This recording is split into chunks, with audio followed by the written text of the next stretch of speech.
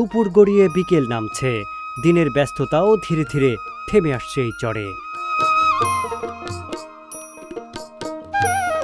মাঠে এতক্ষণ ছড়িয়ে থাকা গরু, মহিষ, ছাগল আর ভেড়াগুলো এবার ফিরতে শুরু করেছে আপন আপন ঘরের দিকে।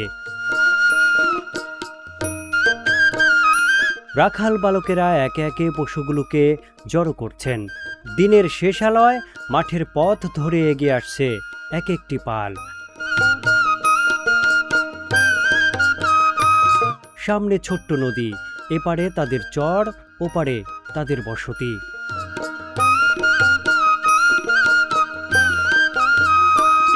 গরু, মহিষার ঘোড়াগুলো নদী সাঁতরে এপার থেকে ওপারে চলে যাচ্ছে, কিন্তু ছাগল আর ভেড়াগুলো নৌকায় উঠেই এপার থেকে ওপারে পাড়ি জমাচ্ছে।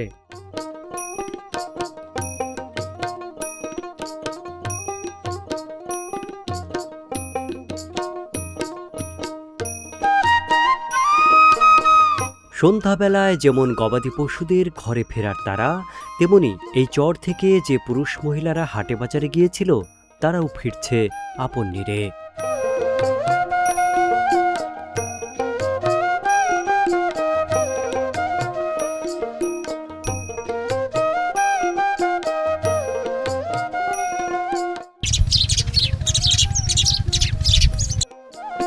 এখান থেকে সাপ আছে অনেক। ওরে বাবা, সাপ খালি আছে নাকি? সাপ আমার ঘরের দূরে আমরা 5টায় যাই, 3টে মারছি বড় বড়। এই যে এত জমি, তারা 100 বিঘা 200 বিঘা, অনেকে 50 বিঘা, যার যেরকম দরকার সেরকম করে কি জমি শনকরা নিতে পারবে? অনেক বড় খামার করলে করতে পারবে, কারণ খোলা মেলা এখানে তো অনেক জায়গা পড়ে আছে। বসতি হচ্ছে এখানে শনকরা কত করে নিচ্ছে জমি? এগুলো ধরেন 3000 টাকা, আবার ওই ধান আবাদ করছে ওগুলো হয়তো 5000 টাকা।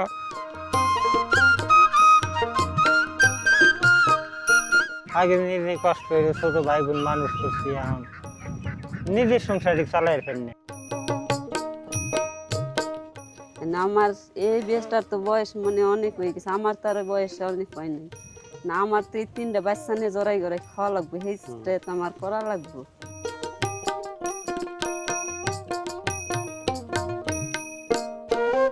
নদীর মাঝখানে গড়ে উঠেছে এক নতুন বসতি।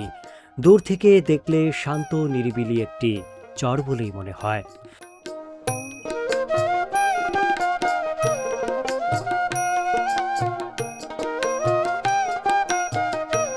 কয়েকটি ঘর, কিছু গাছপালা আর একদিকে নদী বয়ে গেছে।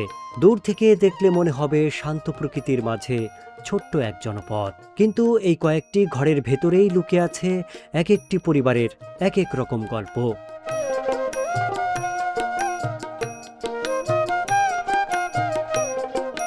কেউ এখানে এসেছেন নদী ভাঙনে নিজের বসত ভিটা হারিয়ে, কেউ এসেছেন সবকিছু আবার নতুন করে শুরু করবার আশায়, কেউ আজ শরীরের অক্ষমতার কারণে আগের মতো আর কাজ করতে পারেন না, কেউ ছোট্ট সন্তানদের মুখের দিকে তাকিয়ে নিজের সামর্থ্যের চেয়েও বেশি পরিশ্রম করছেন।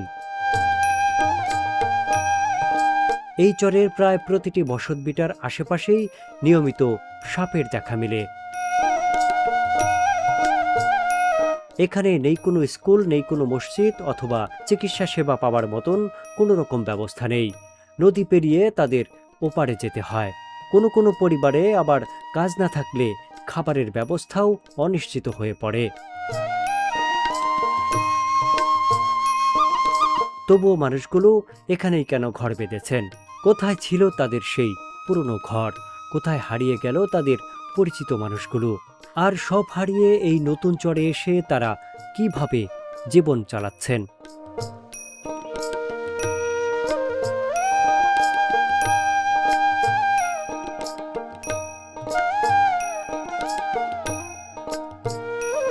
আমরা এই যে কুরবানিদের মোটামুটি 20 থেকে 22 দিন আগে আসছি।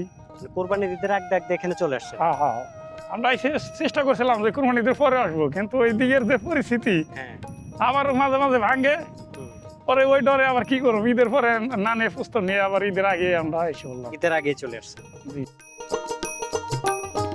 এক সময় তাদের জীবন ছিল অন্য সবার মতোই। নিজের বাড়ি ছিল, উঠান ছিল, আশেপাশের পরিচিত মানুষ ছিল। কারো সঙ্গে বছরের পর বছর প্রতিবেশীর সম্পর্ক, আবার কারো সঙ্গে ছিল আত্মীয়তার বন্ধন। কিন্তু নদী যখন ভাঙে তখন মাটির সাথে সকল বন্ধনও ছিন্ন করে দিয়ে যায়।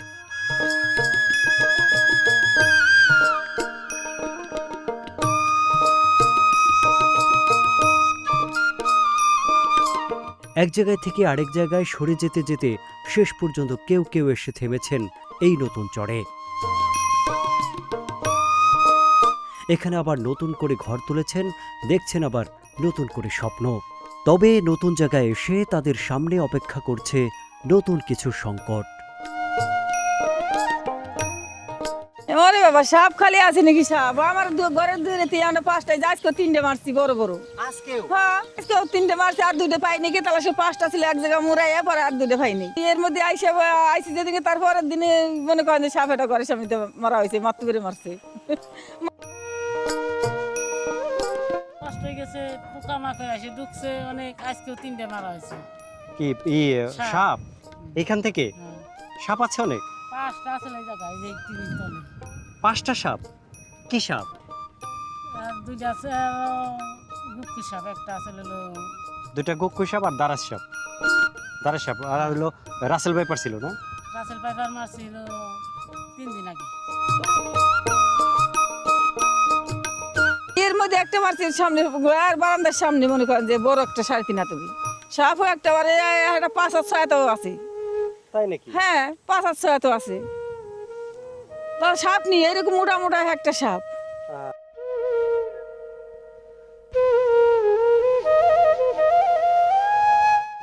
এখানে নাকি প্রচুর সাপের উপদ্রব।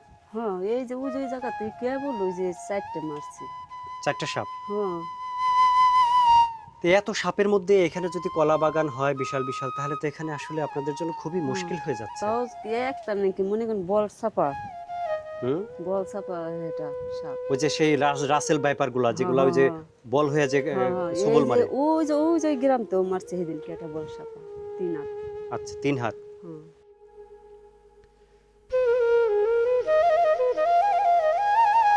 মানে আতঙ্কে আছেন? সাপই মন্দির নাই যে 3টে-4টে না মারে সবার বাড়িতে। আর এই কোনার বাড়ি, এই পাশে একটা বাড়ি আছে, এই বাড়িতে তো প্রতিদিন 5টা-6টা করে মারে।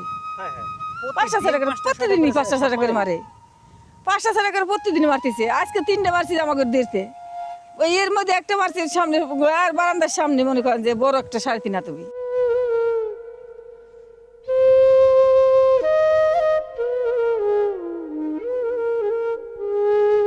আগের চর থেকে বেশ কয়েকবার নদী ভাঙনের শিকার হয়ে এই মানুষজন নতুন চরে এসে মাথা গোজার আশ্রয় খুঁজে নিয়েছে।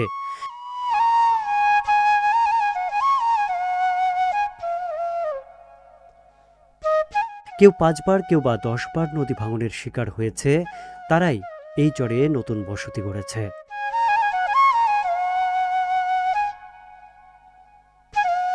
আমাদের বেশি হয় নাই, আমরা 3 ভাঙনে 3বারের মাথায় শিলমপুর অতি প্রথম যে বাড়িঘর ছিল ওইখানে আমরা ছিলাম। তখন আমার মনে হয় আমাদের এই ছেলেটার তার থেকে ছোট আমার এই দেশে নিয়ে আসে। আচ্ছা আচ্ছা, হ্যাঁ, কতজনের 8 ভাঙ্গা হয়ে গেছে এর ভিতরে। 8 বাংলা। হ্যাঁ, এই শিলমপুর থেকে কি করবো, তারা মানে গাঙ্গের বাড়ি ছিল, হারাইছে, আবার শিলমপুরে আসলো, ওইভাবে করতে করতে করতে 3-4 বার তো শিলমপুর তো বাজারই মিললো 3 বার। মানে আমাদের পাশেই ওই এসে বাজার মিলছিল পরে, শিলমপুর বাজার।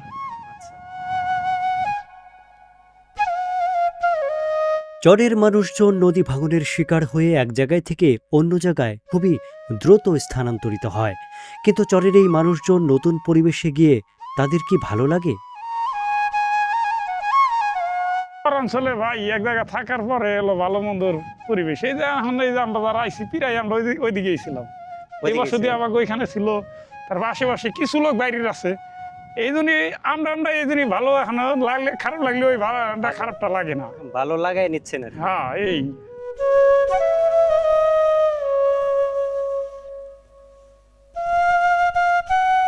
আগের চরে স্কুল, মাদ্রাসা, বাজার এবং পাকা রাস্তাঘাট সহ সকল নাগরিক সুবিধা থাকলেও এই চরে কোনো রকম সুযোগ সুবিধা নেই। জি, ওইখানে পড়াশোনার ব্যবস্থা ছিল, এখানে তো আপাতত ব্যবস্থা ওই রকম। এখানে তো কোনো স্কুল নাই, মাদ্রাসা নাই, কিছুই নাই। স্কুল নাই, যেমন পড়ার কথাটা বললেন, পড়ার সমস্যাই হয়েছে। কেননা যেমন ক্লাস 6 থেকে 10 পর্যন্ত যে ওখানে একটা পড়ার ব্যবস্থা ছিল, এখানে তো নাই। এখানে নাই।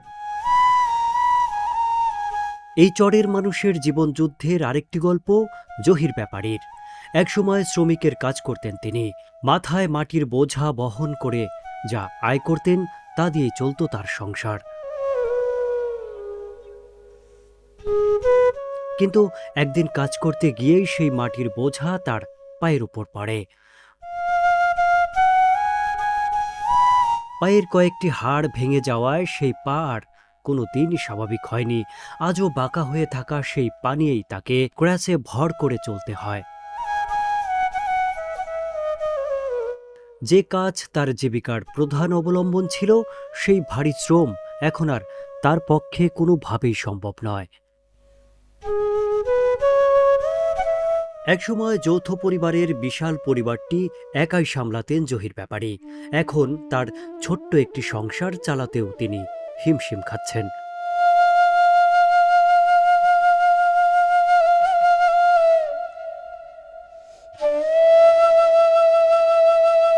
আগে নিজে কষ্ট করে ছোট ভাই বোন মানুষ করছি, এখন নিজের সংসারে চালাই ফেলনি।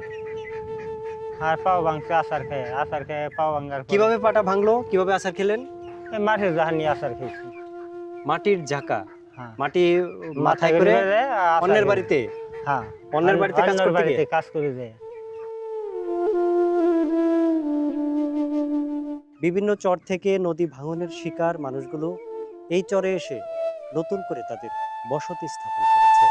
কিন্তু এই চরে যারা এসেছে তারা যে অনেক বেশি ভালো আছে বিষয়টা কিন্তু তেমন নয়। কারণ বিভিন্ন চর থেকে নদী ভাঙনের শিকার মানুষগুলোই এই চরে এসে নতুন করে তাদের যাত্রা শুরু করেছে।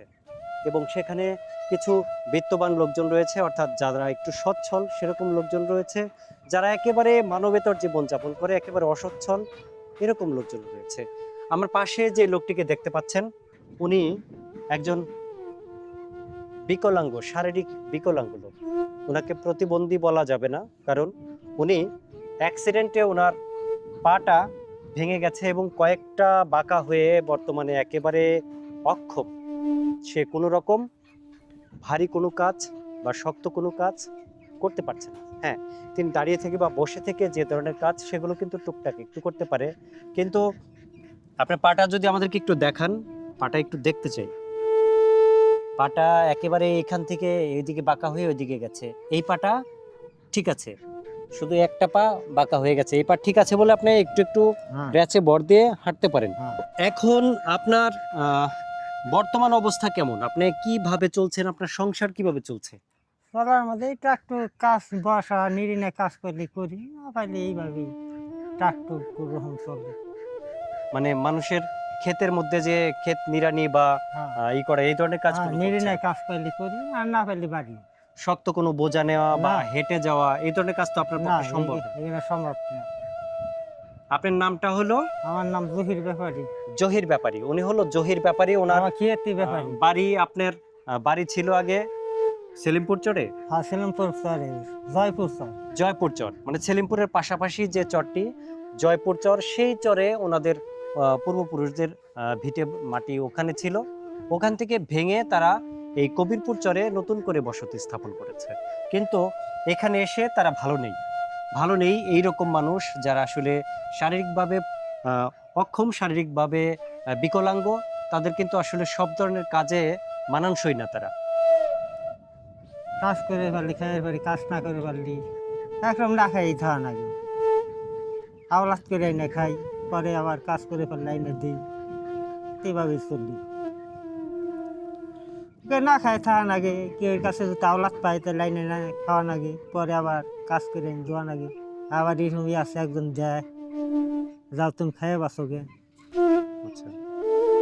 দুর্গম চরের মাঝে এরকম কত মানুষের হাহাকার আর দীর্ঘশ্বাস যে বাতাসে মিশে যায়, তার খবর কে বা রাখে? কে বা শুনতে চায় তাদের কথা? কে বা জানতে চায় তাদের গল্প?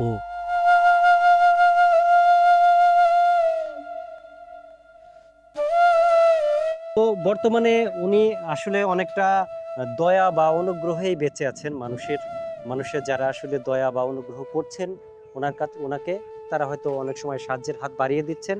সেই কারণে অনেক সময় ওনার পেটে ভাত জুটছে, কিন্তু অনেক সময় আবার দেখা যাচ্ছে যে উনি যে কাজগুলো করতে পারে টুকটাক, সেই কাজগুলো যখন একদম অপ্রতুল হয়ে যায়, সেই কাজগুলো যখন পান না, তখন কিন্তু ওনার অভুক্তই থাকতে হয়। না খেয়ে ওনার মানে সংসার চলে বা দিনাতিপাত চলে। ওনার সংসার রয়েছে, ছেলে সন্তান রয়েছে, সবাইকেই উপোস থাকতে হয় যদি যেদিন ওনার কাজ না থাকে। তো আপনারা যারা ভিডিওটি দেখছেন, আপনাদের প্রতি একটি রিকোয়েস্ট থাকবে আমাদের, যে এই রকম বিকলাঙ্গ মানুষ বিভিন্ন চরে চরে রয়েছে, তাদের জন্য যদি আপনারা সাহায্যের হাত বাড়াতে চান, আপনারা এগিয়ে আসতে পারেন।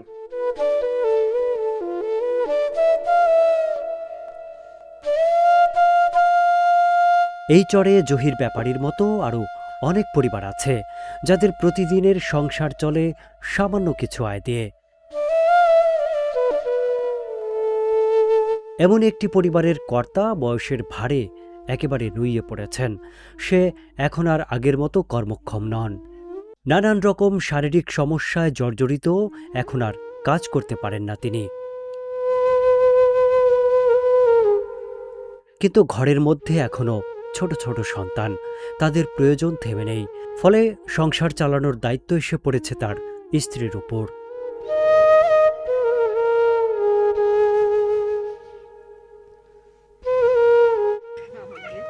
ছোট্ট একটি বাড়ি, যেখানে একেবারে গাছের মানে সবজি গাছ ঘরের উপরে পতপত করে নড়ছে বাতাসে, আর এখানে ছোট্ট ছোট্ট সোনামণিরা খেলাধুলা করছে।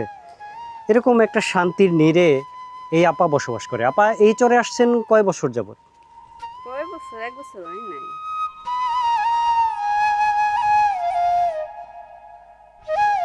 এই জায়গা আমরা ছিলাম হলো সেলিমপুর। সেলিমপুর চরে। হ্যাঁ, সেলিমপুর গাঙ্গে থেকে ভাঙ্গে গেছে তো, ভাঙ্গে গাঙ্গে গেছে? ভাঙ্গে এই জায়গা পাইছি। তাও শোন করার নিয়েছি। তো এই চরে আসছেন, আপনার হাজবেন্ড কি করে মূলত? কিভাবে আপনাদের সংসার চলছে এখন?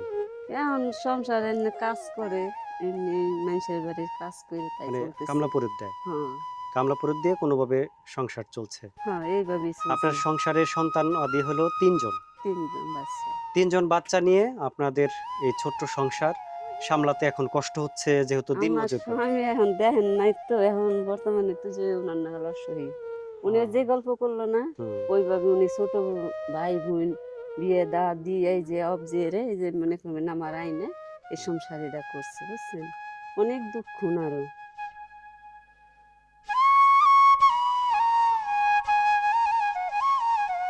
আমি ভাই এইভাবে চলছি এখন, মনে করেন বর্তমানে আমার কষ্ট এমনি। তার বয়স এখন বেশি হয়ে গেছে, আমার প্লান 3টা সন্তান নিয়ে আমার এমনি কষ্টই, বুঝছেন? এমনি কাজ এমনি করবে দিছে নাই, মানে এমনি তার রোগ বিধে হয়ে গেছে, হাত পা চাবাইব ই করবো, এমনি কাজ করবে দিছে না।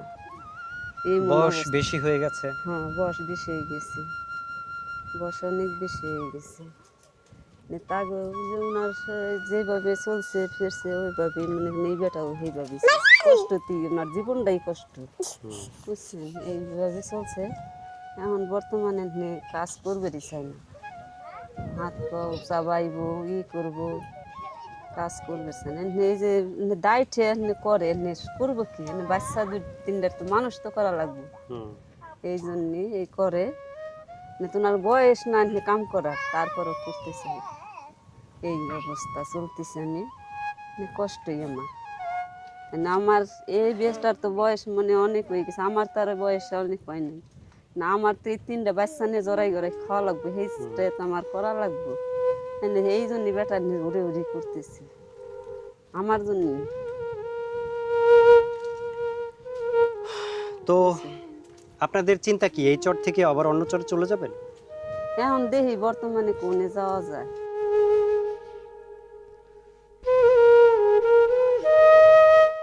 আমার শ্বশুর গাঙ্গে পইরা মরছে, আসপের লাগছিল, ওই যে বেরি বন্ধে বাড়ি আসছিল, তো আসপের যায় নাই পারতে বলে পইরে গেছিল, পইরে যায় আর রাশি পায় নাই কে পর্যন্ত। লাশই পায় নাই? না না, এই পর্যন্ত রাশি পায় নাই কে, খুঁজছে ওর আব্বু খুঁজছে, মেলা খুঁজছে, কোনো হানি পায় নাই। না পাও নেই যে যে কি করবো, ওই যোগ না গেল অতটুকু তো পোলাফান থুয়ে মরছে না। তো হে তারপরে একটু বড় আসলো, বাড়ির ফ্যামিলিতে বড়, সেই মানুষ করছে বিয়ে দা দিছে। হ্যাঁ, ভাই বিরাদার মা মাডা আছে খালি বর্তমানে, বুঝছেন? মাডা আছে, তাও এখন বর্তমানে মাডা এখন থাকে এক জায়গা দায়িত্বে হ্যাঁ এখন আমার বাড়ি আসে না এই দিন আইছিল তাও কষ্ট আবার চলে গেছে আসবো সেও কষ্ট এই জায়গায় তো চাইলে শনকরা নিয়ে জমি চাষাবাদ করা যায় না? যায় না আমাকে কত করে নেয় শনকরা এখানে? আমরা তো রাহি নেয় তত ভালোই নেই 5,000 10,000 হ্যাঁ ভাই নিব এরকম দামে? তাই নিয়ে আর কি চলতেছি এখন আমার এই ভাত কাপড়ে দেখি দিন যায় নাকি তার বয়স তো হে বাড়িতে যাই হারছেন আমার তো এইভাবে চলা লাগবো কি করবো মানে এই যে ঘাস পাতা ইটি করে খাই কষ্ট করে তাই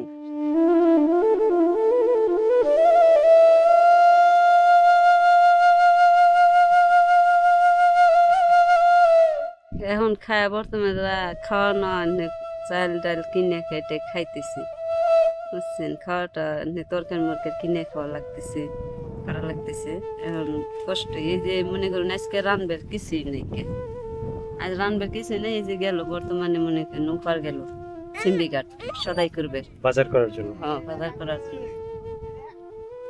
বাজার করার জন্য গেল এমনি তাই এমনি কষ্ট করে চলতেছি একবার থাহে না এইভাবেই মানে চলতেছি খায় না খেয়ে দিন যাচ্ছে? হ্যাঁ। একবেলা খায়া যায় একবেলা না খায়া যায়? এমনি মনে করেন ওই যে চাইলে আনবার ফলে খাইলাম না হলে না খেলাম ওই যে পরের বাড়ির টেহা দিব তাই সে আমার আনা লাগবো এইভাবেই চলতেছি বুঝছেন তাই এমনি গেল দিয়ে আনলি তাই আমার রান্দা